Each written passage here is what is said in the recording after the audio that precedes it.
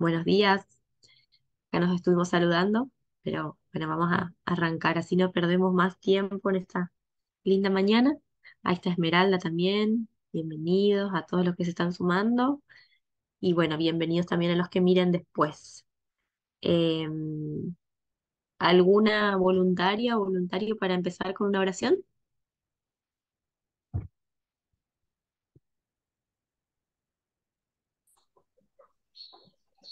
¿Yo puedo? Y Esther. Bueno, oremos. Bendito Padre, te doy gracias en este nuevo día de vida que nos das,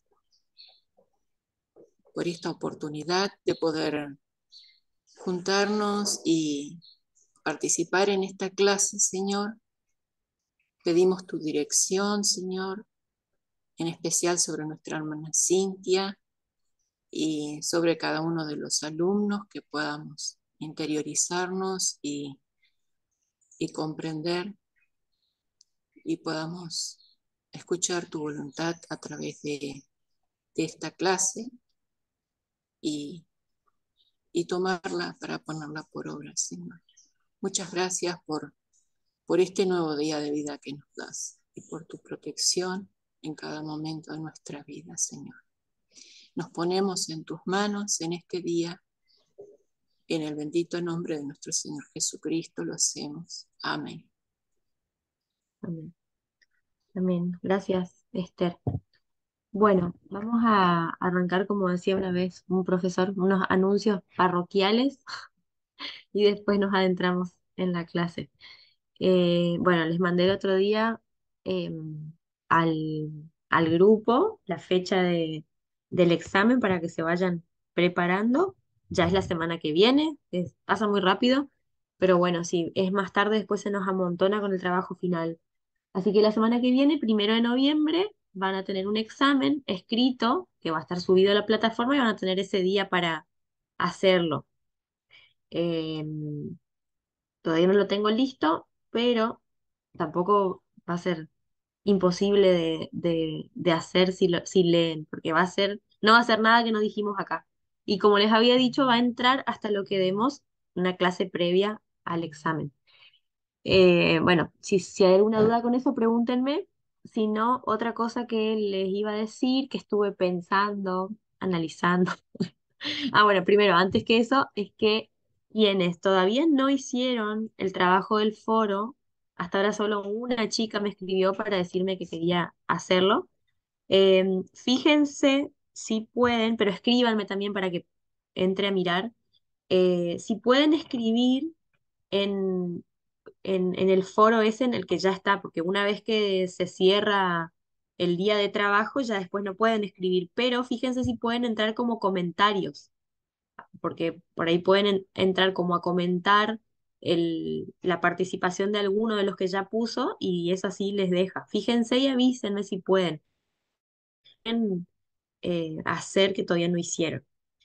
Si bien el foro solo se corresponde a un 10% de la nota total, que está dividida en estas tres, el trabajo del foro, el examen y el trabajo final, si bien es solo un 10%, igual todo suma. Así que quienes no lo hicieron no van a tener la misma nota que quienes fueron aplicados y comprometidos en hacerla en tiempo y forma, pero van a tener igual más chance, digamos. Eh, y la otra que les iba a decir con respecto al último tema que dimos la semana pasada, que es lo de los test, yo les había dicho, bueno, me cambié de idea, les había dicho que no pasaba nada si no me mandaban.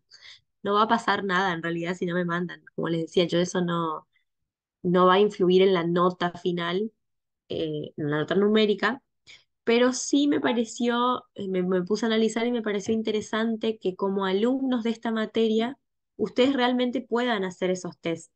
No tanto el de inteligencias múltiples, pero me interesa más el de inteligencia emocional. Eh, Saco afuera los que ya me mandaron, porque algunos me mandaron enseguida los test, ya lo hicieron, ya me mandaron, y les voy a pedir que los otros me lo manden. No les voy a poner fecha para eso, porque no tiene la nota numérica. Así que de acá hasta que terminemos el cursado de esta materia pueden mandarme, pero mándenme, o sea, sí va a ser obligatorio que me manden al menos los dos, pero al menos eh, el de inteligencia emocional. Algunos me mandaron solo el de inteligencias múltiples. Pero vuelvo a esto, me pareció interesante que sí puedan ustedes, no tanto porque yo necesite saber qué tan inteligentes emocionalmente sean ustedes, porque no es mi intención evaluarlos desde ese lado. Eh, pero sí me parece una forma de que para ustedes va a ser fructífera porque van a tener un poquitito más de conocimiento de ustedes mismos y también eso les va a ayudar a saber si quieren o por reforzar o no la idea de si quieren o no después trabajar en esta área de la consejería cristiana. Puede que ustedes se hagan el test y se dan cuenta de que tienen poca inteligencia emocional y eso los motive a querer trabajarla para su propio bienestar y por qué no para alguien más, que sería lo ideal. Eh, pero también puede que les sirva para reafirmar que en esta área no se quieren dedicar después o todo lo contrario. Entonces, por eso me parece interesante que lo puedan hacer. Mándenmelo después a, al WhatsApp nomás, no al grupo, no hace falta que los demás sepan. Mándenme a mí. Y como les digo, tampoco voy a estar evaluando si son inteligentes emocionalmente o no, no es mi intención eso, porque si no van a hacer tampoco está mal. Pero la intención es que lo hagan para tener un poquito más de conocimiento de ustedes mismos, ¿sí? ¿Estamos de acuerdo? ¿Se entiende? Bueno, y bueno, y vuelvo a decir lo mismo, los que ya mandaron, les agradezco por ocuparse.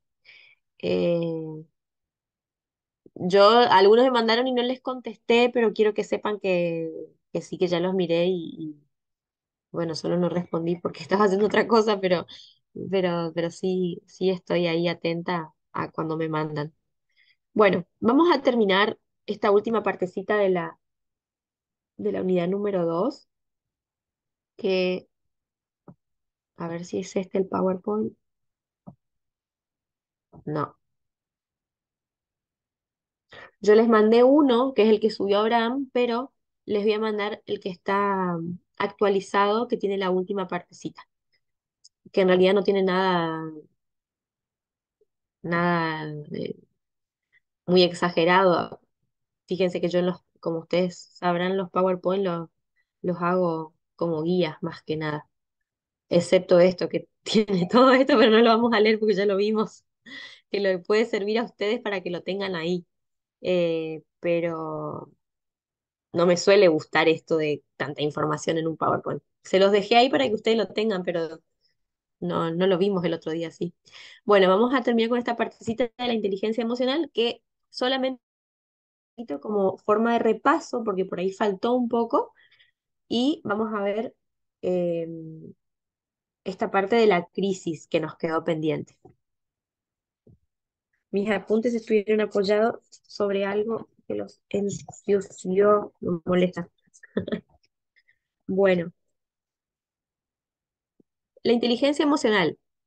Vamos a ver este pequeño resumencito que se correspondía que a la habilidad, la inteligencia emocional, como vimos la vez pasada, eh, como dato importante es que se dejó de tener tanta insistencia con el coeficiente intelectual y se empezó a ocupar un poquito más en que nosotros desarrollemos la inteligencia emocional, que a diferencia de, si bien la inteligencia, el coeficiente intelectual también va variando de año a año, suele ser un poco menos fácil de trabajar el coeficiente intelectual, es decir, que si nosotros de niños hasta adultos nunca nos pusimos a leer un libro, va a ser más difícil lograr un coeficiente intelectual un poco más elevado en la vida adulta si no tuvimos una preparación previa. No quiere decir que no sea posible. Hay algunos que tienen más habilidad que otro para esto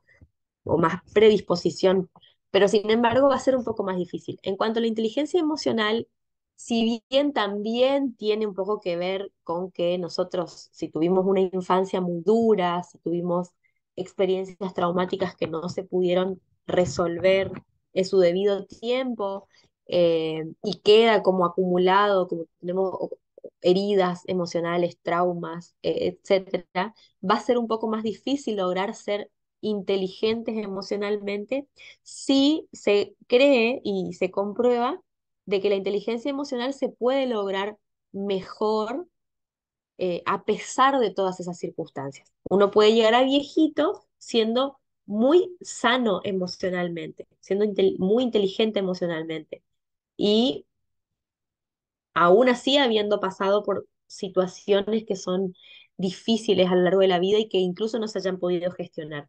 Pero sí está comprobado de que se puede lograr una inteligencia emocional. Por eso también se destaca que, que tiene mejores resultados si uno trabaja, obviamente que si lo trabajamos con desde la juventud, desde la niñez, se logran mejores beneficios, pero también está comprobado que la inteligencia emocional hace que las personas logren cumplir sus objetivos, incluso intelectuales, con mayor facilidad que si no son inteligentes emocionalmente. Entonces pueden tener, por ejemplo, el cargo laboral que deseaban, tienen más probabilidad las personas que son inteligentes emocionalmente, además de sus habilidades en lo que requiere el puesto. ¿Se entiende? Pero bueno, la inteligencia emocional, como resumen, es esa habilidad que nos permite entender, reconocer y gestionar nuestras propias emociones. Por ahí lo que hace la inteligencia emocional es que recalca mucho esto de la gestión emocional. Nosotros en el lenguaje vulgar estamos acostumbrados a decir controlar, controlate, controla tus emociones. Que si bien no está mal, no está tan bien tampoco, porque lo que se hace bajo control se considera que es bajo presión. Entonces lo que suele ser bajo presión no tiende a funcionar a largo plazo, no llega a ser una, no se llega a introyectar realmente en nosotros la idea de esa regulación emocional. Entonces la gestión es como una palabra quizás un poco más suave, porque no siempre uno va a lograr las cosas que quiere con las emociones, no siempre se va a lograr a estar como uno quiere, pero en ese proceso es donde se van trabajando y quizás no a corto plazo, pero sí a largo plazo vamos a tener mejores resultados con cómo nos sentimos y cómo actuamos. Entonces se deja de lado la palabra control y se dice gestión. Entonces habla de nuestras propias emociones. Entonces comprender esas capacidades y qué tiene que ver con manejar cómo nos sentimos, poder darnos cuenta de cómo nos estamos sintiendo en tal o cual momento, por qué sentimos lo que sentimos y por qué actuamos como actuamos, cuáles son las cosas, las cuestiones internas, la automotivación, es decir, eso interno que me lleva a ponerme de tal o cual manera. También se trabaja con la inteligencia emocional la tolerancia a la frustración, que quiere decir que uno no va a dejar de frustrarse, sino que tolera mejor esa frustración. Y también una buena parte de esta habilidad es que nos permite una mejor conexión con los otros. Entonces la inteligencia emocional no solo tiene que ver con esa habilidad de reconocer lo nuestro, sino que también al reconocerlo de manera indirecta voy teniendo una mejor conexión con los demás y también voy comprendiendo a los demás. Algo que se escucha mucho, que no sé si ya les dije o no, pero eh, cuando la gente hace terapia, y bueno, vamos a poner también la idea de trabajar en consejería cristiana, cuando la gente, cuando nuestros aconsejados, o ustedes, si hicieron terapia o si son aconsejados, una persona que va trabajando un poco más su inteligencia emocional, que es la idea, ¿no? Logra tener un mayor registro de una dimensión más amplia de las cosas. Entonces, no solo se reconoce con sus cosas, sino que también empieza a darse cuenta de otras cuestiones del entorno. Y muchos pacientes, por ejemplo, se molestan, se frustran, porque es como que después de comprenderse, de trabajar algunas cosas, les indigna cómo el otro no se da cuenta de ciertas cosas. Es decir, ¿cómo no se da cuenta? ¿Y por qué sigue actuando así si es como tan fácil o tan, no sé si fácil, pero sí tan obvio, dicen?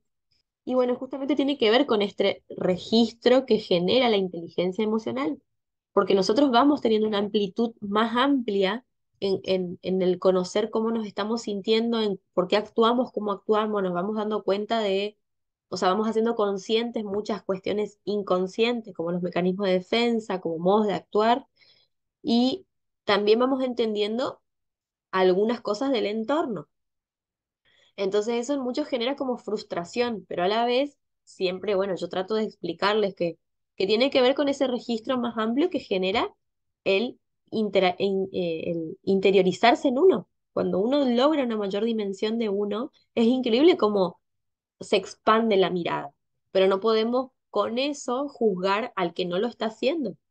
Entonces ahí cabe una parte de esa tolerancia a la frustración de que si el otro no está en ese mismo proceso que nosotros, no va a pasar lo mismo. Pero es interesantísimo cómo se va dando. Entonces yo los animo a ustedes a poder, si no no necesariamente con terapia ni con consejería, pero sí en interiorizarse en ustedes mismos, porque el registro va a ser mucho más grande y nos libera de muchos problemas emocionales. Bueno, la inteligencia emocional, lo último, es que se define por 5 principios, ¿sí? Que tiene que ver con abarcar diferentes conflictos en en la vida, ¿no? Y esos principios en inteligencia emocional son la autoconciencia emocional, la autorregulación emocional, la motivación, la empatía y las habilidades sociales. La autoconciencia emocional tiene que ver con esto que les decía, del comprender el por qué me estoy sintiendo como me estoy sintiendo, qué fue lo que me motivó a poder sentirme así o no, eh, darme cuenta de que me vengo sintiendo así cuando se presentan estos hechos o, o no lograba como darme cuenta del por qué siempre me sentía así, pero ahora sí, entonces voy teniendo más conciencia de eso. Y la autorregulación es que podamos controlar, manejar, gestionar, medir nuestros actos de acuerdo a cómo voy regulando mi emoción. Entonces, si antes siempre me enojaba y tiraba todo, bueno, ahora me puedo dar cuenta de por qué es mi enojo de esa manera, de dónde viene, y de esa manera poder hacer algunas cosas que me atajen de el acto impulsivo, por ejemplo. Entonces, esa es la autorregulación emocional que también de manera indirecta regula nuestra conducta. La motivación es justamente darnos cuenta de lo más interno que nos mueve a tal o cual cosa.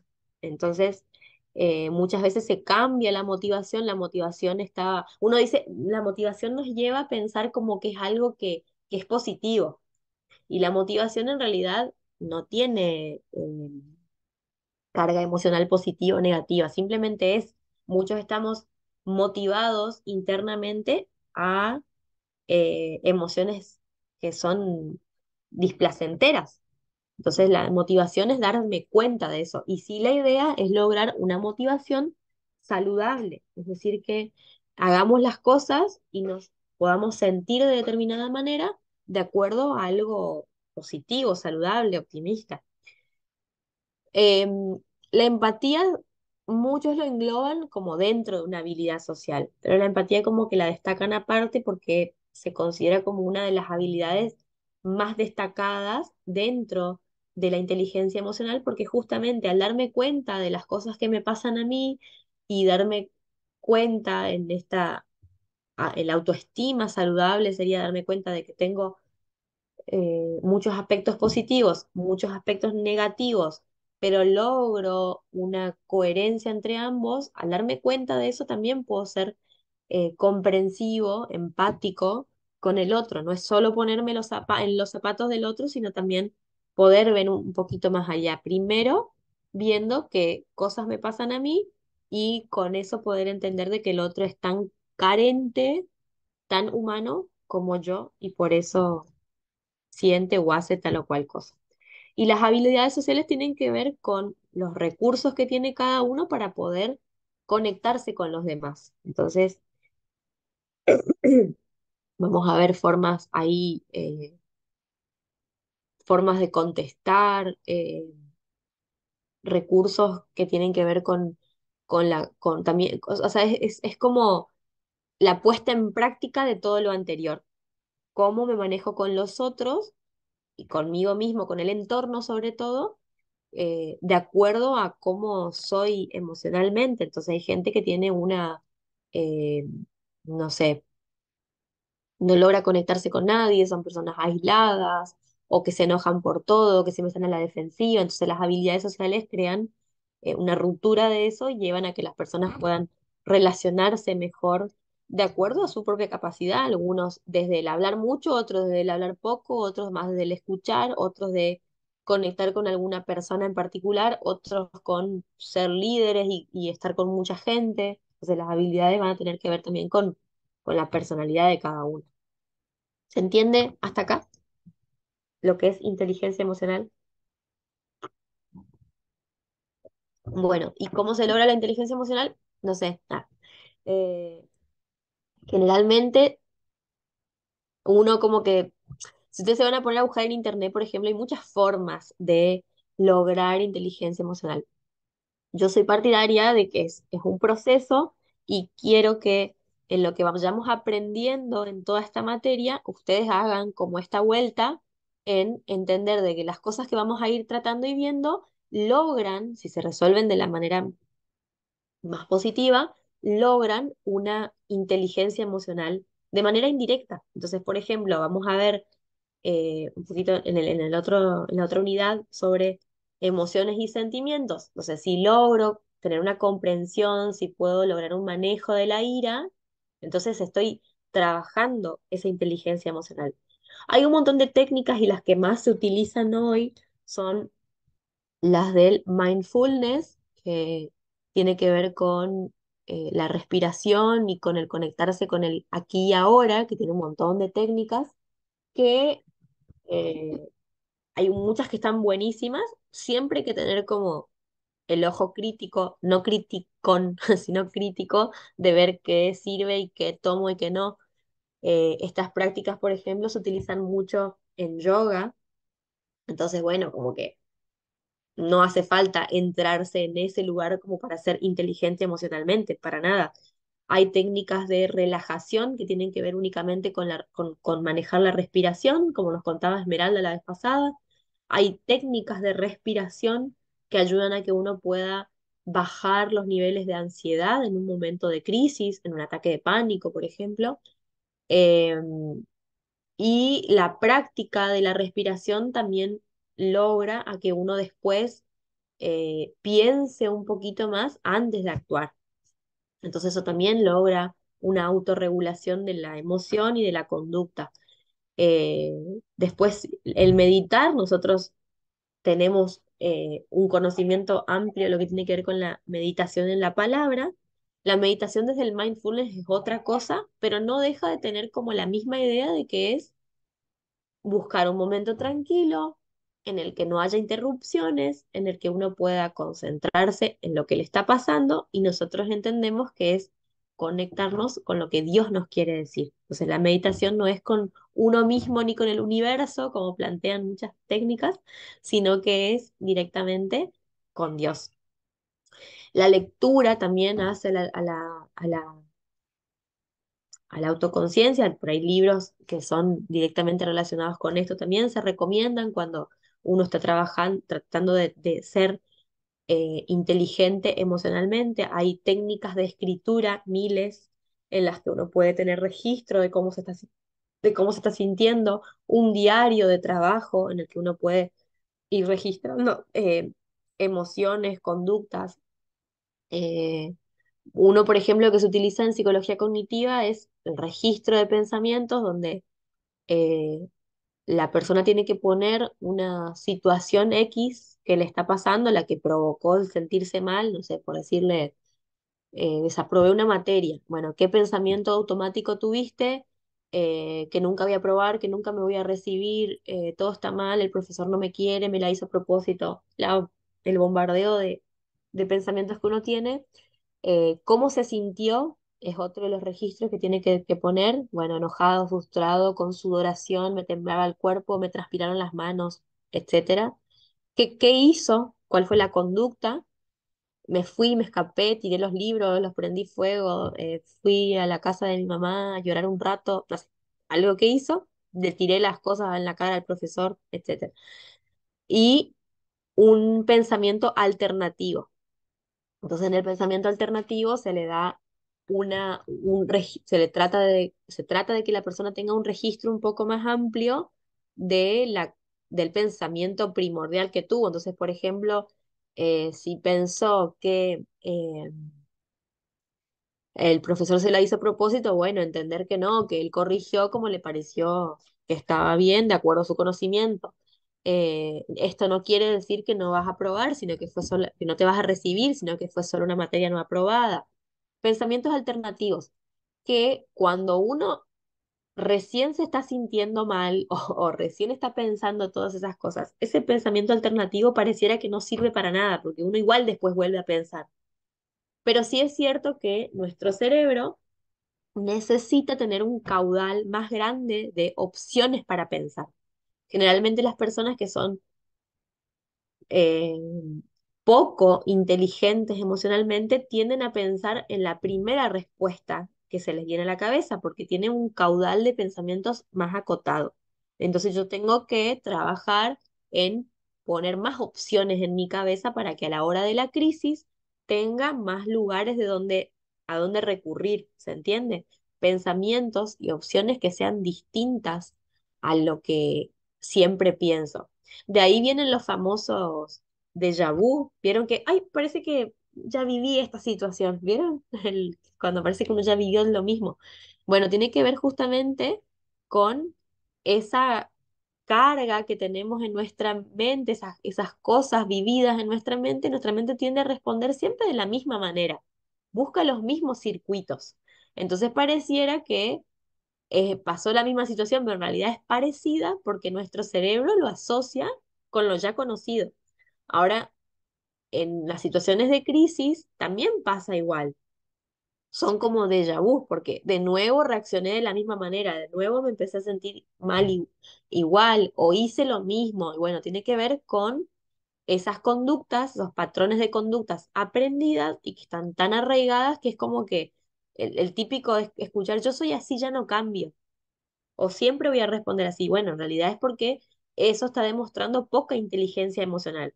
Es decir, que se está limitando la capacidad de poner más opciones en nuestra cabeza. Entonces, nosotros tenemos que enseñarle a nuestro cerebro a pensar de maneras distintas, con varias opciones ante una situación de crisis. Y por eso, bueno, vamos a ver qué es la crisis. Y este es el último tema que tenemos en esta unidad. Eh, Háganme acordar si pueden, si me olvido, de ponerle el libro de esto acá de las crisis, eh, pero está como opcional, o sea, esta acá no es como, no es obligatoria. Quiero que la tengan porque sé que hay muchos que igual la quieren leer y quieren tenerla, y bienvenido sea, pero no necesariamente es obligatorio que para el examen saber o la definición de esto. O sea, esto no va a entrar en el examen, en otras palabras. Eh, sí es interesante todo lo que vayamos hablando acá, por eso es bueno y muy importante que miren las clases antes de hacer el examen, porque uno se da cuenta. Pero no necesariamente va a tener que ser con nota esto. ¿Se entiende?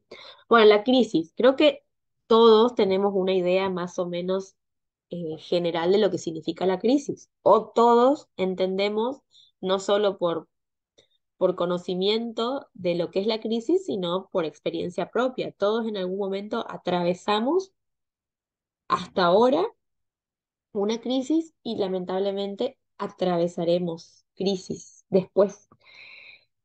Eh, pero bueno, tarde o temprano cada uno de nosotros va a estar envuelto en alguna situación crítica. Algunos van a transitar, o mejor dicho, para determinados momentos de nuestra vida hay etapas que son críticas, que son propias de la condición humana, de las de la evolución que vamos teniendo desde que nacemos hasta que nos vamos, y eso implica eh, atravesar ciertas crisis como, no sé, desde los duelos de la adolescencia, no, antes incluso, pero un ejemplo de los duelos de la adolescencia hasta, no sé, atravesar la jubilación, son crisis evolutivas, que ya vamos a ver un poquito más de esto, pero nosotros vamos a transitar estas etapas que son normales, que significan crisis, pero también vamos muchos van a atravesar situaciones que tienen que ver con algo un poco más amplio, que son las que vamos a ver, las crisis fortuitas, que tienen que ver con las cosas inesperadas de la vida. Pero sí o sí, todos en algún momento vamos a estar en un momento de crisis.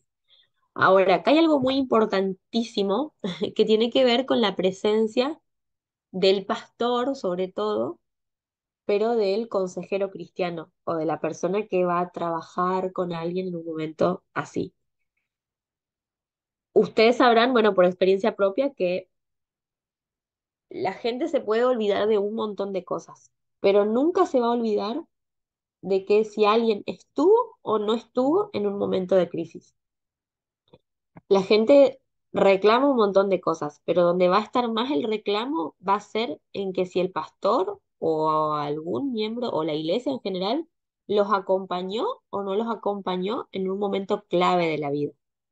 Y si se hubo acompañamiento, también va a haber un gran recuerdo y una carga emocional positiva con respecto a eso. Entonces, el atravesar la crisis es clave para el trabajo del consejero cristiano. Eh, Fíjense que yo creo que acá muchos, y sobre todo los que son pastores, pueden contar un montón de experiencias de cómo estuvieron cerca de alguien que estuvo atravesando una crisis y cómo esa persona después recuerda ese acompañamiento que se tuvo. Entonces, por eso es muy importante la presencia. Una de las cosas que más recalcamos acá va a ser la presencia y la relación que se establezca con la persona. Más allá de todas las técnicas que se puedan aplicar, el interés en esa relación va a ser lo que signifique realmente un buen o no resultado de lo que hagamos. La palabra crisis significa tiempo crucial o tiempo decisivo. Entonces entendemos a esa crisis como un momento. Y se dice, según la tradición, que desde que tiene dos caracteres, la palabra tiene dos caracteres chinos que son, que significan peligro y oportunidad. Entonces fíjense qué dimensión tan grande tiene la palabra crisis. Dentro de la psicología, se considera que el estado normal o el estado más esperable para la persona se le dice equilibrio. Entonces, cuando aparece una crisis, se entiende que hay un desequilibrio en las estructuras, es decir, que yo venía con ciertas formas de estar, de manejarme, de convivir, etcétera. La crisis lo que hace es desacomodar esas estructuras y lo que tenemos que lograr es volver al estado de equilibrio. Y ese estado de equilibrio se vuelve a que esa nueva información que viene trate de acomodarse a las estructuras que ya estaban y de ese modo se logra la asimilación. Es decir, que una estructura nueva sea, por ejemplo, no sé, la jubilación. Bueno, es una estructura nueva que viene a acomodarse, una condición distinta, y tiene que venir a acomodarse en los tiempos de la persona, la ocupación, el tiempo libre, el no saber qué hacer, el tener otra condición, etcétera. Entonces tiene que acomodarse y luego asimilarse. Pero como se dice, tiene como esos dos significados. Peligro, porque desacomoda ese equilibrio que ya se tenía, y oportunidad porque se sabe que los acontecimientos críticos, si se trabajan de la manera que deben trabajarse, de manera fructífera, logran un enriquecimiento de la persona. Es decir, que la persona que atraviesa una crisis de manera fructífera es mejor que antes. así de simple, en todas las cuestiones. O sea, las crisis no son malas, pero sí significan peligro, pero oportunidad al mismo tiempo. Entonces, es una oportunidad muy importante para que el pastor o el que trabaje con la persona logre influencia en la persona. Y tiene que ver con cosas, desde cosas chiquititas hasta lo más grande, hasta un adolescente tiene que elegir qué carrera estudiar y no sabe y recurre a alguien de ustedes. Y bueno, ¿cómo los escuchan en ese momento? ¿Qué acompañamiento hacen? ¿Qué tanto interés ponen en eso? ¿En qué le van a decir? O, no sé, darle la noticia a alguien, no sé, de que un familiar falleció. Bueno, ¿cómo se dice? ¿Se busca el momento adecuado? ¿Se le dice enfrente de todas las personas? Hay como pequeñas cositas de darse cuenta. La persona está sentada, eso es clave. La persona tiene que estar sentada para noticias fuertes. Se es bruto cuando se dice o no se, o se dice de manera calmada. Hay un montón de cosas que son importantísimas, por eso digo, la relación es lo más importante en el momento de crisis. Pero sí es cierto que es una oportunidad muy grande para acercarse a la persona. Hay que entender de que cuando aparece una crisis, las estructuras de la persona se movilizan a un 100%. Y la persona, y en ese momento, está totalmente inestable. Y esa inestabilidad eh, puede lograr que, o sea, esa crisis puede lograr que la persona inestable termine siendo mucho más inestable emocionalmente, incluso después de años, o todo lo contrario, el resultado final de la persona es que logre una estabilidad emocional y espiritual muy grande. Esa es la idea en realidad de atravesar la crisis. Pero sí tenemos estas dos direcciones. Y eso va a estar determinado por la severidad de la crisis, qué tan fuerte fue lo que atravesó la persona, los mecanismos de defensa que tenga esa persona, su forma de haber atravesado crisis anteriormente y la red de contención que tenga esa persona. ¿Qué apoyo va a tener la persona en ese momento difícil? Entonces ahí el apoyo es una de las cosas más importantes, de los amigos, de los parientes, del pastor, de la iglesia. eh, Y lo interesante que hay que tener mucho en cuenta es que cuando la persona está en un momento de crisis, suele ser muy influenciable. La persona en un momento de crisis está muy vulnerable y tiende a tener todas las influencias. Y acuérdense que la persona no va a tener solo influencia de la iglesia, sino que va a tener muchas influencias de otros lugares. Eh, Cuando una persona está en un estado de equilibrio más normal o estable, no se deja influenciar tan rápido por lo que dicen nosotros. Hay gente que sí, pero generalmente uno más o menos tiene un criterio. Ahora, cuando uno atraviesa una crisis, eh, la gente se moviliza mucho más por lo que le digan los otros. Entonces va a tener que ver mucho el esquema de valores para ver para dónde tira la persona. Hay gente que en una crisis se refugia en el alcohol, las drogas, en lo peor. Y hay otros que se aferran mucho más a Dios. Bueno, también tiene que ver con su escala de valores y qué tanta contención se pudo dar en ese momento también. Pero a veces no depende del momento en el que se le da, sino también con toda esa previa, que a veces no es culpa de que el pastor no supo cómo hacer, sino que también va a tener toda otra historia que lo puede llevar a un mal camino o un buen camino. Em, pero sí es cierto que la crisis implica un momento clave para la decisión, si bien no va a ser eh, la decisión que tome la persona en un momento de crisis no es estable. Es decir, que va a ir variando y van a darse cuenta con algunos ejemplos y seguramente ustedes tendrán ejemplos también. Entonces la persona puede acudir por primera vez a Dios para consagrar su vida a Él mediante la crisis. O también puede ser que la persona se vuelva a Dios ante una crisis, si en un momento se alejó, por ejemplo. O todo lo contrario, que ante la crisis la persona se aleje. Pero sí es cierto que cuando pase el tiempo uno se va a dar cuenta de ciertas cosas. Y acá hay un ejemplo donde había un hombre que tuvo problemas cardíacos y los médicos le habían dicho que cuál era su posible pronóstico. Entonces no era un pronóstico muy agradable y lo que hizo esta persona es reconciliarse con su hermano con el que estaba peleado, se acercó a la iglesia, había hecho un montón de promesas, tenía una actitud re positiva, era un hombre que había parece que transformado su vida.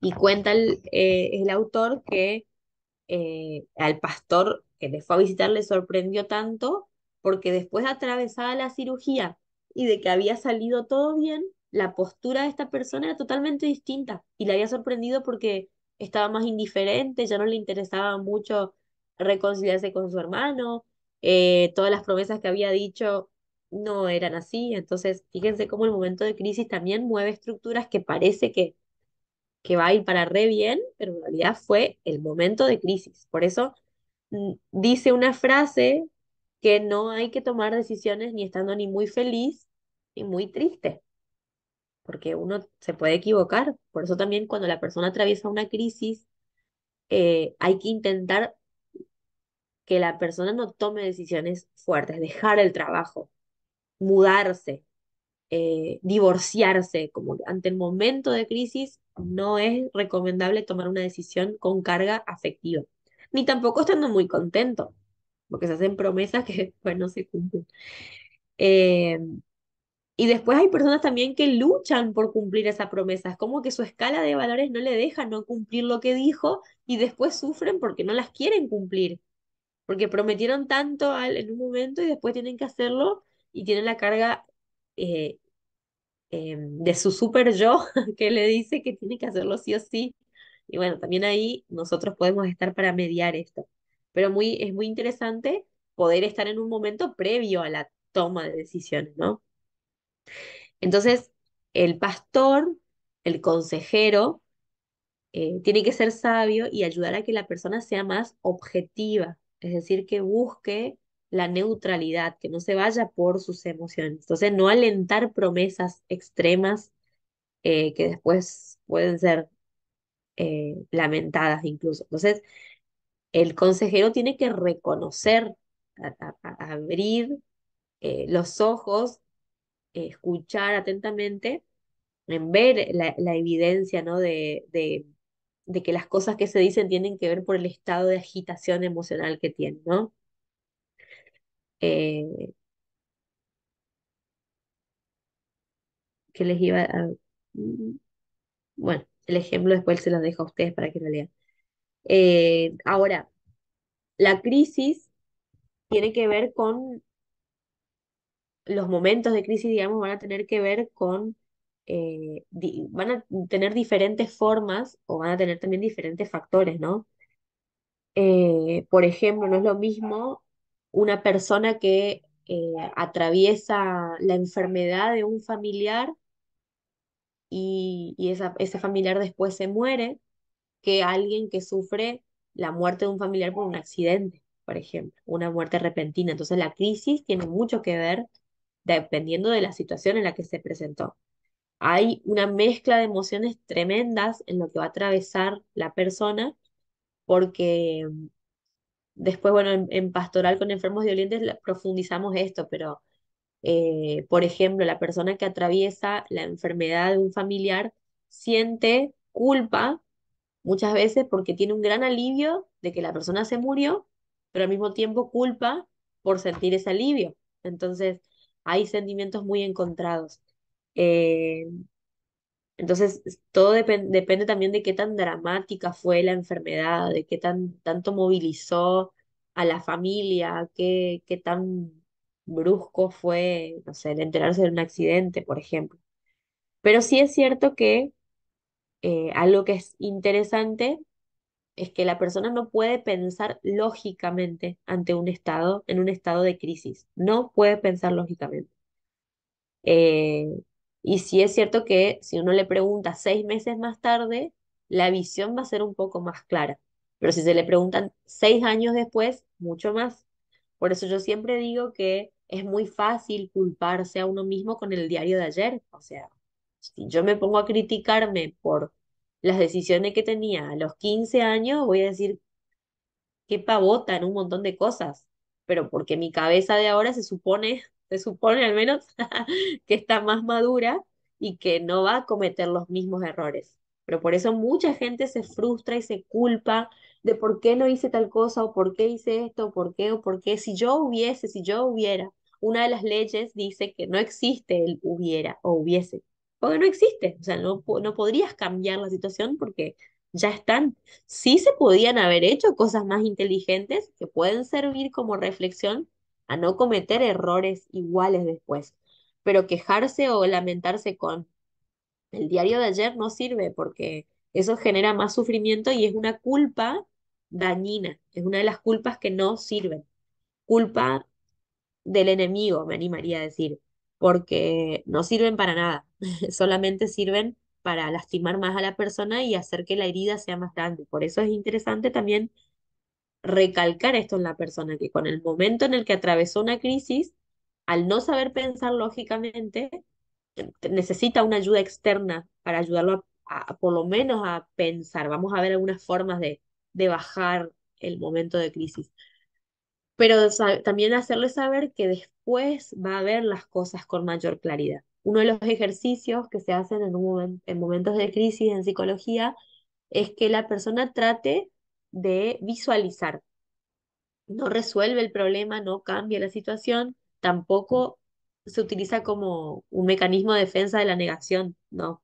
Pero sí que la persona pueda tratar de imaginarse positivamente cómo se quiere sentir de acá a 3, 6 meses, por ejemplo. Entonces, trabajar en un pensamiento que logre por lo menos sentirse un poquito mejor, un poquito más de alivio. Bueno, esa otra de las técnicas lo que les decía hoy, del mindfulness, por ejemplo, es el trabajar el aquí y ahora, el famoso un día a la vez, porque la persona se puede dañar mucho con qué va a hacer después y cómo va a ser mañana. El otro día me decía una mujer que eh, falleció su marido y me decía, tiene mucho miedo de quedarse sola. Y hasta ahora no estuvo sola ningún día. Y le digo, no tenés por qué quedarte sola. En algún momento lo vas a necesitar, pero ahora no. Entonces, si no te quedaste sola hasta ahora, es un día a la vez. Hay que hacer el recurso, a usar el recurso de la iglesia también, de la gente que está cerca, porque si no me quiero quedar sola, bueno, le mando un mensaje a tal para estar un rato con esa persona. De verdad, ahí es como todas las cosas lindas que tiene la iglesia, una de esas es que hay gente. Entonces, el recurso eh, materializado, ¿no? De la persona eh, es indispensable en esto. Por eso uno tiene que estar también predispuesto a la persona que nos necesita. Pero la persona también hay que enseñarle a que use los recursos, porque muchas veces no quieren molestar o no quieren mandar o están esperando que le manden mensaje y a veces uno no quiere molestar, por eso no manda mensaje, pero hay que enseñarle a la persona que busque el recurso, porque de verdad hay un montón de gente que quiere ayudar y va a estar predispuesta. Bueno,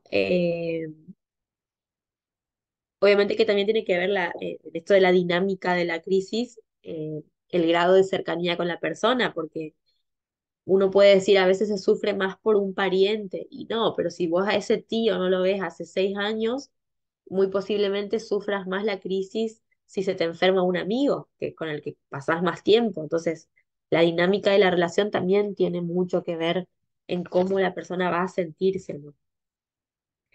Eh, pero la forma en la que la persona va a responder a la crisis, como ya hemos dicho, tiene que ver con varios factores y otros más tiene que ver con diferencias incluso sexuales y culturales, temperamentales también, porque no todos responden de determinada manera. Si la persona atravesó una crisis con anterioridad, puede que tenga más recursos para saber cómo afrontar esta, o todo lo contrario, porque no superó la anterior. Vieron que hay gente que atraviesa, no sé, una tras otra, y a veces uno piensa, ¿cómo hace? Y la gente se siente fortalecida igual y logra salir adelante, No quiere decir que no esté sufriendo, pero sí tiene que ver con varios recursos, tanto familiares como temperamentales, como toda esa cuestión anterior a la crisis, a cómo fueron sus estructuras, cómo es su programación, ¿no? Entonces hay muchos factores que influyen. Eh, pero sobre todo es clave la red de contención.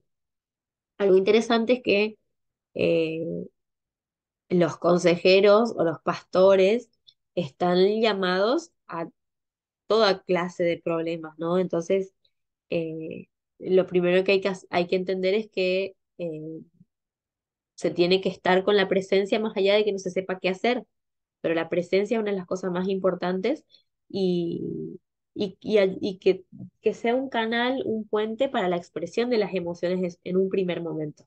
Vamos a ver que hay personas que no logran expresar lo que les está pasando. Entonces, nosotros tenemos que servir como canal primero de que sirva como catarsis, ¿no?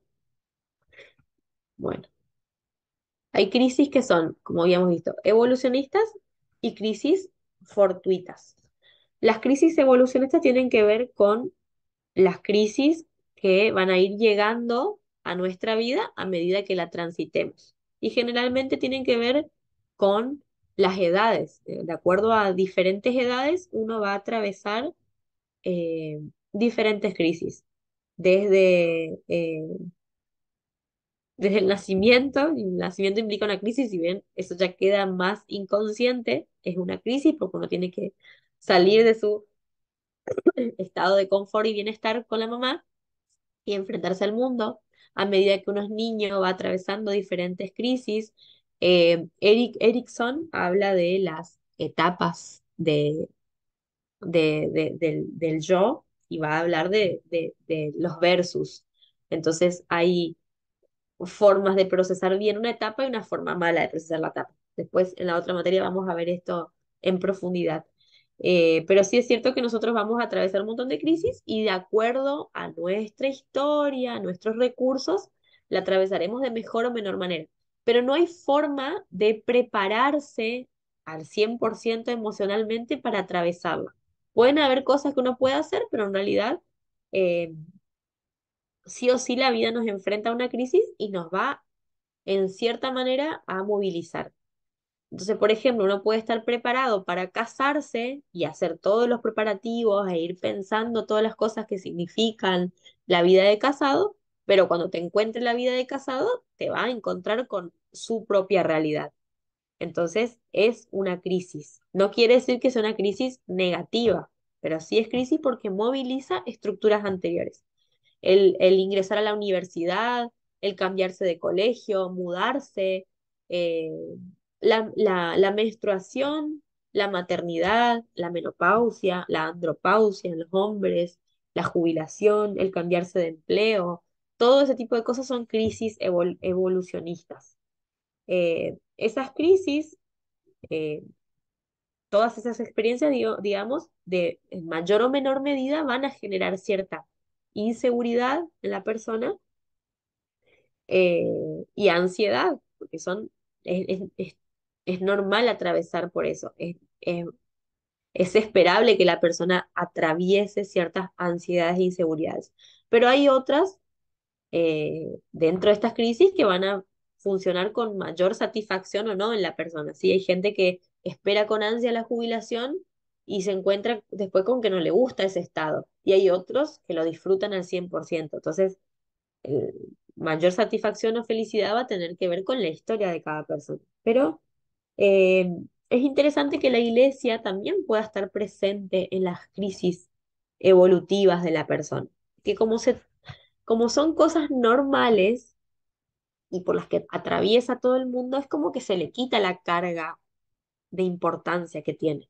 Entonces, por ejemplo, no digo que esté mal, no quiero decir eso, de que se está más cuando se muere el marido de una persona anciana que cuando se jubila y se queda sin qué hacer. Entonces, se entiende que esa crisis fortuita, la primera, es como más grave. Y puede que sí. Ahora, no quiere decir que la persona no necesite cierta contención o ayuda si se queda de la noche a la mañana. sin nada que hacer, porque mucha gente tiende a deprimirse después de una jubilación, por ejemplo. Eh, pero bueno, todas esas crisis, como vimos, son oportunidades de crecimiento. Eh, y esas son las evolucionistas. Las fortuitas tienen que ver con las que van a sacudirnos en un momento de la vida. Y son esas experiencias que llegan, obviamente, que de repente y que amenazan ese equilibrio que habíamos dicho, ¿no? Entonces, eh, ese sacudón, después de unos días, después de unas semanas o meses, lo ideal es que la persona pueda lograr, tratando de asimilar eh, estructuras nuevas, pero que logre cierta estabilidad que le quite por lo menos ese primer sacudón de crisis, que tiene que ver con enseñar, con enterarse, por ejemplo, de una enfermedad, no sé, descubrir algo feo de los hijos, de que están en drogas, por ejemplo, la infidelidad del cónyuge, eh, que nos despidan de un trabajo, eh, la muerte de un ser querido. Son las crisis fortuitas, esas que llegan de repente, de manera inesperada.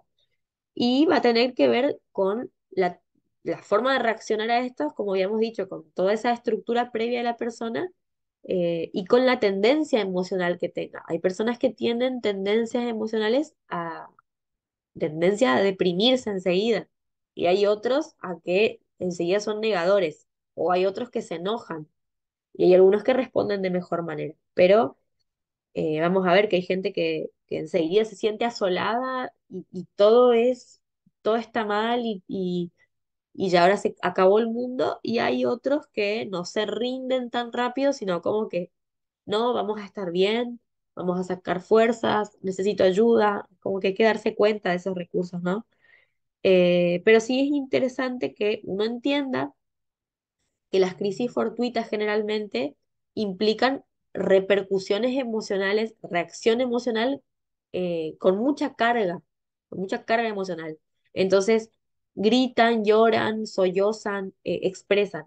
Hay que estar atento al mecanismo de la negación cuando la persona no reacciona, cuando está en el famoso estado de shock y la persona no logra desahogar. Entonces, el consejero tiene que ser ese medio para poder hacer consciente ese mecanismo que está funcionando, que es de la negación, y tratar de traerlo a la realidad con cuidado. A veces hay que dejar unos días, pero sí es importante que la persona haga su catarsis, o sea, es decir, que se desahogue de lo que está pasando. Y por último, vamos a ver tres pasos que uno puede tomar para seguir en un momento de crisis. El primero tiene que ver con que uno logre una comunicación con la persona en crisis. No es lo mismo que si uno ya conoce a alguien de la iglesia y ya tuvo acercamientos, ni hablar si es más amigo, eh, obviamente que va a ser un poco más fácil. Sí es cierto que hay diferentes condiciones. La otra vez Esmeralda contaba un caso en el que una amiga se acercó a buscar ayuda en el momento de crisis y que después la amistad no siempre es la misma. Entonces, hay veces en las que hay que saber derivar. Pero sí es importante que si, no, que si vamos a trabajar con esa persona o si nuestra intención es acompañarla, lograr comunicación. Entonces, el consejero, el pastor, quien haga ese trabajo, tiene que estar captando esas señales de alerta, ¿no? Por ejemplo, si fue una enfermedad grave y está en el hospital, bueno, acercarse al hospital o por lo menos comunicarse por teléfono. Eh, Hay que saber también prestar atención a cómo es el discurso de la persona en el momento, ¿no? Porque a veces no hay comunicación, sino que hay solo catarsis y la persona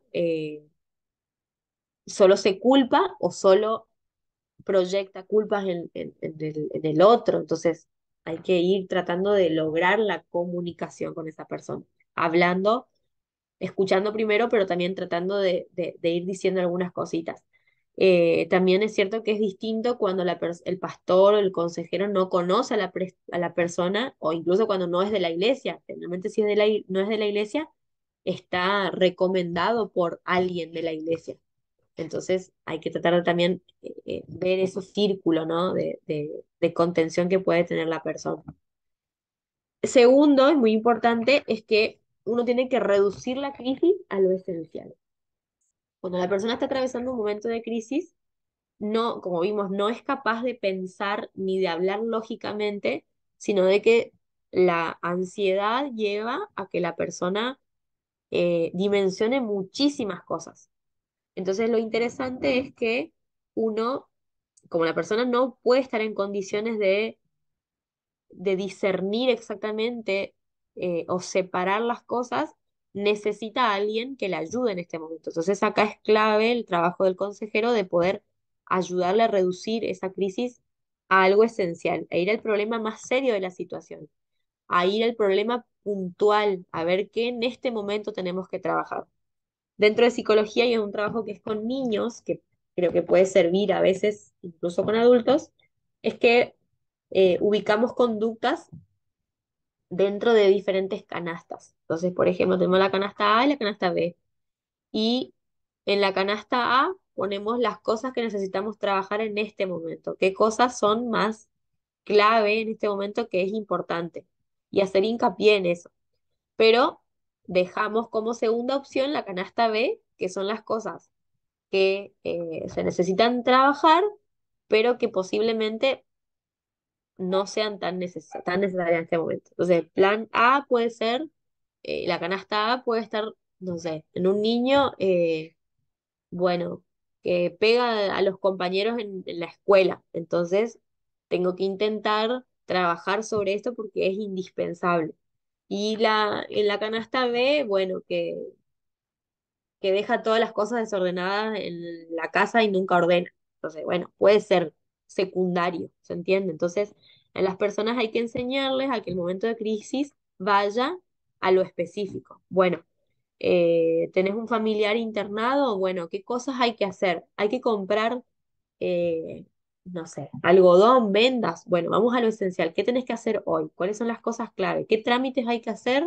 Si alguien fallece, necesita a alguien, ¿no? Alguien de compañía. Entonces, esto es lo que tenemos que hacer ahora. Bueno, tus hijos no se pueden quedar solos. Este es el momento en el que hay que ver eso como esencial. Y así se pueden ir viendo diferentes eh, cosas a hacer en diferentes etapas. Después, por ejemplo, la persona necesita ayuda psiquiátrica o psicológica, bueno, te voy a ayudar a sacar un turno. Vamos a esto que es lo primordial. Y con eso también, que es seguido y también tiene que ver con esto, por último, es un inventario de las capacidades y recursos que tiene la persona. Porque generalmente cuando se atraviesa una crisis, como no se puede pensar con toda la objetividad, la persona no sabe ni para dónde correr. Entonces nosotros podemos ser un recurso para ayudarle en algunas decisiones, no tomar las decisiones por la gente. A veces hay que, sí, necesitas que se busca a tus hijos del colegio y bueno, la decisión la toma el consejero como una ayuda. Pero, perdón, pero en realidad las capacidades, por ejemplo, bueno, ¿qué cosas podés hacer vos sola o solo ahora? ¿Qué recursos tenés? Puede ser económico, puede ser de habilidades, puede ser de gente. Bueno, tal persona te puede ayudar a hacer este trámite, bueno, vamos a hacer una lista o, o también se puede hacer un plan de cada 2 días, cada 3 días en ayudarle a la persona, ¿se entiende? Entonces, el inventario de los recursos es interesante porque le ayuda y nos ayuda a bajar a la realidad las cosas que cuando están muy desordenadas, entonces ayuda a establecer metas cortas que son necesarias y que sean, bueno, eso, metas cortitas de momento. Bueno, esto vendría a ser con la unidad número 2. ¿Hay alguna pregunta, duda con respecto a esto? ¿Comentario?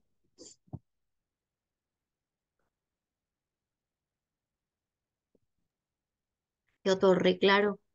Permiso. Sí, No, digo que como coordinando o teniendo en cuenta la inteligencia emocional es cómo podemos acompañar en los momentos de crisis. Tenemos que ser emocionalmente inteligentes porque las personas como que te arrastran o se apegan a uno.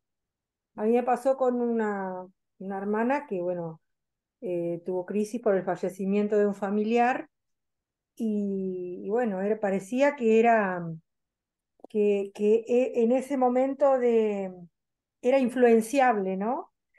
Claro, Y bueno, traté de acompañar, de ayudar, de sostener, de darle ideas de cómo transitar esta etapa, pero bueno, fueron pasando los años y la persona no quiso salir de ahí. Era como claro, que dependía de uno, ¿no? Entonces uno es como que tiene también que aprender porque después uno se empieza a afectar con esto, ay, que no lo puedo ayudar, que no sé cómo hacer, ¿no? Y claro. bueno, por más que le decía que la dependencia importante era que se aferre al Señor, que el Señor le iba a dar la fuerza, que yo iba a estar acompañando, pero bueno, llegó un momento, es como que entré en crisis yo porque no me podía despegar de esa persona, ¿no? Entonces digo, qué bueno que tengamos estos materiales, esta información, para que nosotros, si queremos acompañar, primeramente estemos fuertes, estemos emocionalmente maduros para poder estar, ¿no? Porque podemos ser arrastrados y no nos podemos despegar después, ¿no? Y nos enfermamos nosotros. Gracias Sí, a Dios, bueno, que pude lograr alejarme un poco, sí, cada tanto estoy ahí, pero digo, pasaron varios años y es como que la persona no, por más que también le recomendé ir a la psicóloga, qué sé yo, pero bueno, no, es como que está se siente cómoda sintiéndose, no sé si se diría la palabra víctima o no sé cuál sería la palabra, pero importante es que aprendamos todas estas herramientas para poder acompañar sanamente, ¿no? sí, gracias, Maribel. Sí, tal cual. Después vamos a ver en la unidad que viene algo que tiene que ver con todo ya el proceso de la consejería. Y una de las cosas interesantes es establecer un encuadre. No siempre se puede, porque a veces uno atiende una situación de crisis y no da como para ir a decir, para, vamos a hacer 4 sesiones al mes. O sea, no se puede hacer eso, pero dentro de lo posible, en algún momento, dentro de las primeras veces cuando uno se acerca a la persona, es interesante establecer algunas cosas. Y una de esas es hacerle saber que el acompañamiento no va a ser para siempre. No hace falta ser tan bruto ni tan directo con decirlo, porque a veces la persona en la angustia dice, ¿me vas a abandonar? No, pero sí es cierto, si vamos a atravesar este periodo juntos, tenés que saber que en algún momento vas a caminar solito o solita. Pero bueno, ya después vamos a adentrarnos en eso. Gracias, Maranel. Mario y después Amanda. Sí, me pareció muy interesante cuando dijiste que las personas en crisis no deben tomar decisiones porque no las toman lógicamente. A mí me pasó con mi esposa cuando ella tuvo su crisis. eh, Había sacado licencia de su trabajo ya hacía como 3 o 4 meses. Y bueno, cuando nos llama Junta Médica eh, de Educación, le mandan ya con una nota como sugiriéndole que ella pida un retiro, que deje de trabajar. Y ella en ese momento, cuando lee ese papel, dice, ah, que no quieren que yo trabaje más, yo voy a dejar de trabajar, no quiero ir más a la escuela, no quiero ir más a la escuela. Y se empezó a dar manija con eso. Y yo en su momento, cuando ella dice eso, le digo, no, pará, vos tenés derecho a licencia. Hasta Claro, que agotes tu derecho de licencia, seguí totalmente. sacando licencia, pues yo sé que ella es una persona que ama su trabajo, a ella le encanta trabajar con los chicos, su sueño siempre fue ser maestra jardinera y, y en ese momento ella decía, no, no quiero trabajar más porque porque la directora tampoco quiere que yo trabaje, porque los padres tampoco me valoran en el trabajo y empezó todo Qué sugerencia todo. malísima, ¿no? De acuerdo a... Exactamente. Y bueno, en ese momento ella si iba a ser por ella tomaba esa decisión, ella se iba y listo. Y yo le decía, no, espera, espera que vote mejor, le decía yo, le trataba de explicar. Totalmente.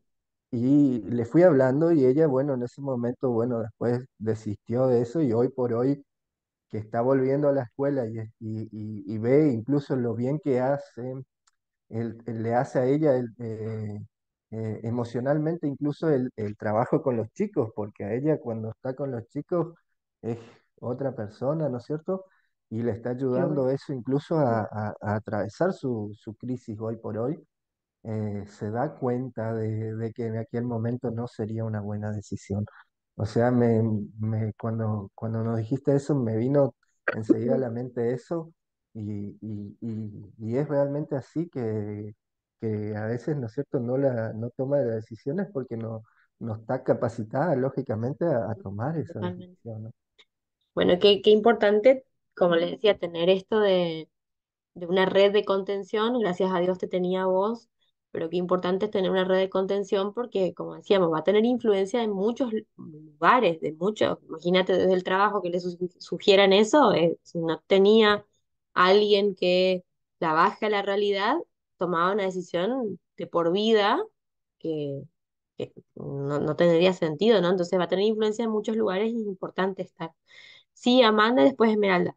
Estoy acá, solo voy a conectar la computadora que queda sin batería. Paz, hermanos, buen día.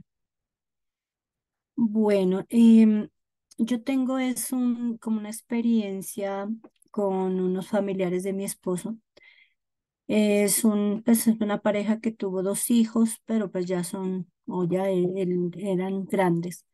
Uno de los hijos estaba viviendo, se casó con una mujer de Estados Unidos y al parecer pues la muchacha lo estaba engañando.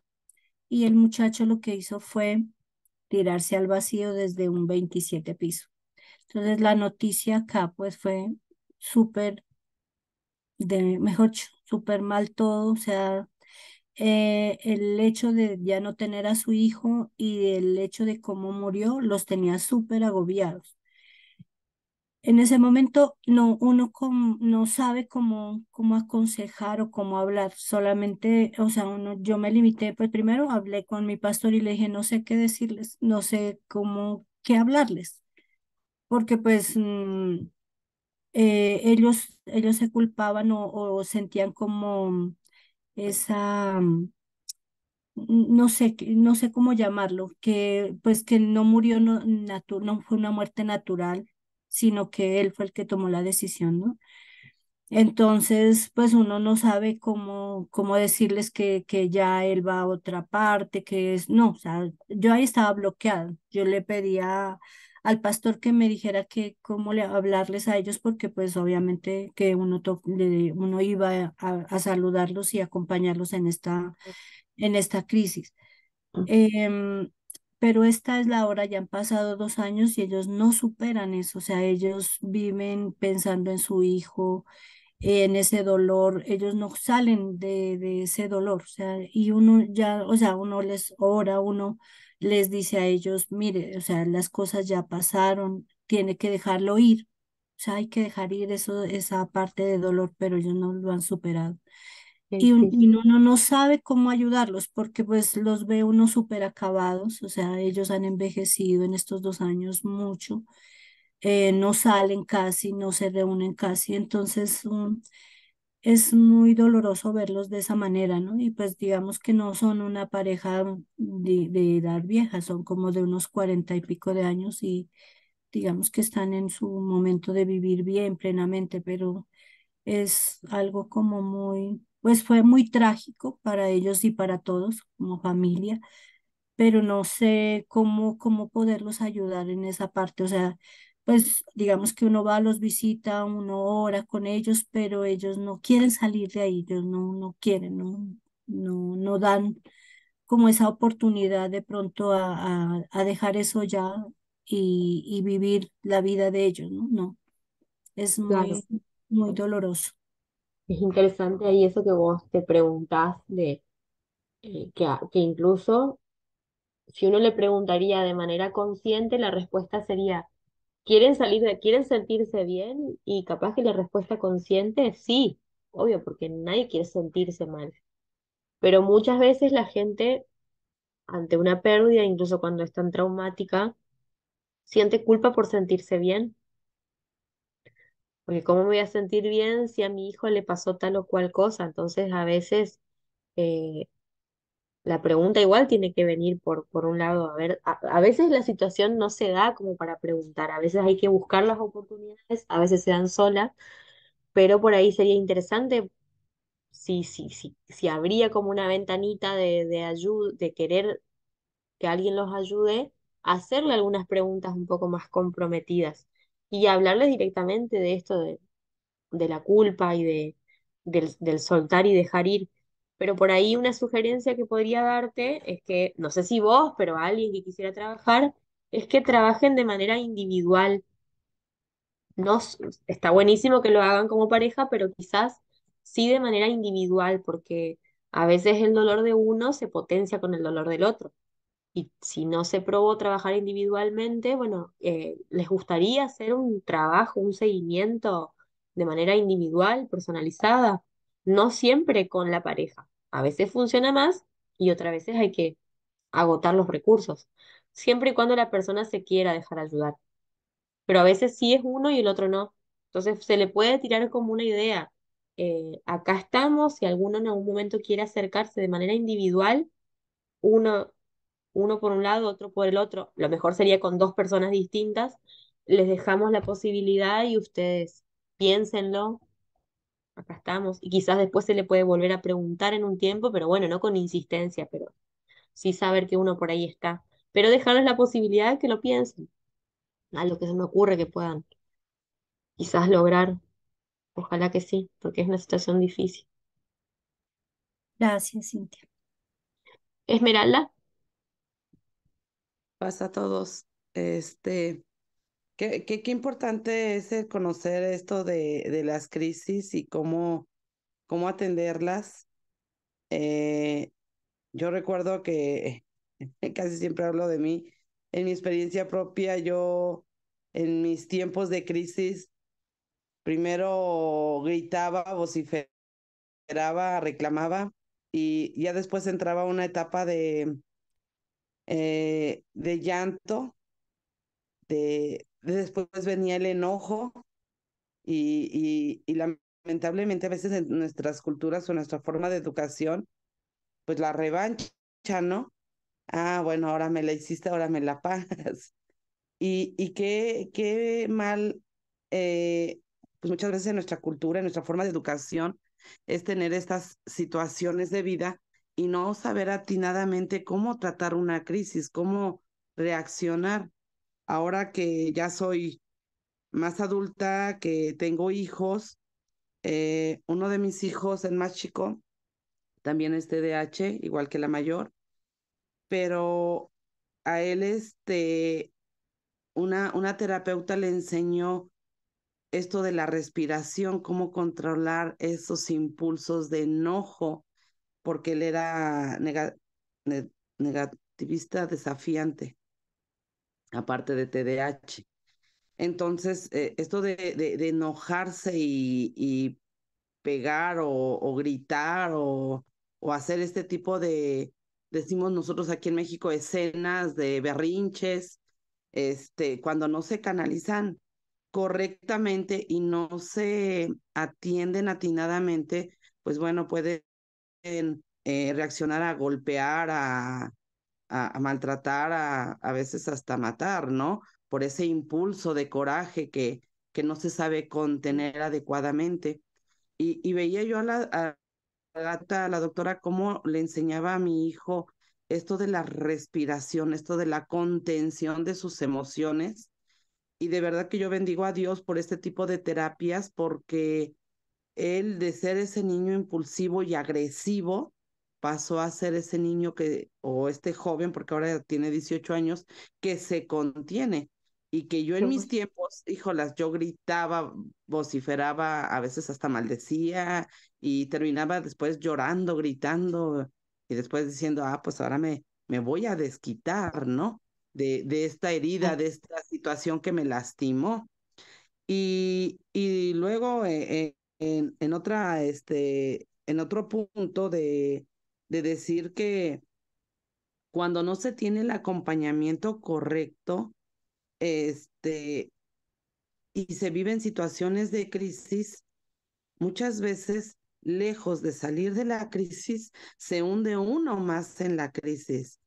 Qué importante es que nuestra iglesia, nuestra organización a nivel mundial, tuviera terapeutas en esta área de las crisis, ¿no? Porque a mí me ha tocado casos de personas que no fueron atendidas correctamente y oportunamente y terminaron en situación de suicidio sí, o terminaron en situación de, de una agresión al grado de que pierden su libertad, ¿no? Porque pues en una situación de crisis golpearon de más, claro, lastimaron de más y terminan ellos perdiendo su libertad y que en otras ocasiones nuestros dirigentes, dígase pastor, cargo el que tenga, este, lejos de confortarnos, lejos de decir, pues te voy a ayudar a salir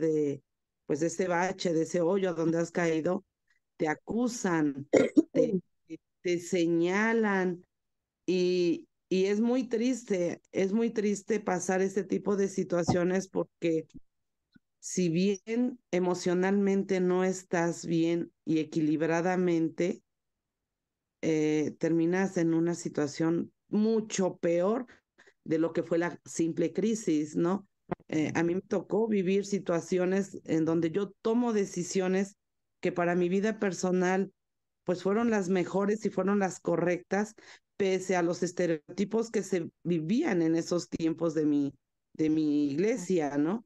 Y, y cuando yo tomé esas decisiones, lejos de que me dijeran, ah, qué bueno que pues esta determinación la tomaste para salir del maltrato, de la violencia, de todo esto, no, todavía me acusaron, acá en México se le dice sentarse, nos dan 2 años de castigo y no nos mm, permite colaborar en nada de la iglesia por una condición se supone que de una falta o de claro, algo que pues va en contra de lo que Dios quiere. una Y, sanción, y resulta que, pues lejos de que alguien me dijera, ah, bueno, pues tomaste esta determinación, a lo mejor no fue la mejor, pero para tu vida física, emocional y espiritual fue tu mejor determinación. Ah, bueno, pues todavía 2 años más castigada porque eso no le gusta a Dios. Y Dios no le parece esta condición.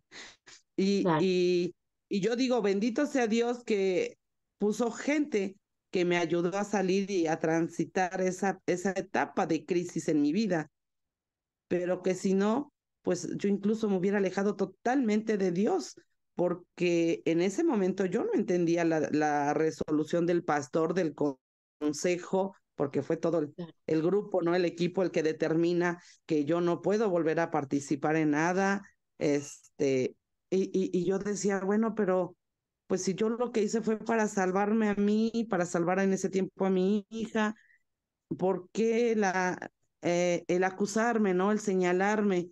Y, y esto es, yo creo que debería de ser nuestro reto ahora como estudiantes, sí, nada más prepararnos nosotros, sino ayudar a otros que en su buen afán de decir, yo quiero ayudar, pero a veces el decir nada más, yo quiero ayudar, no es tan suficiente como el estar bien preparados para ayudar.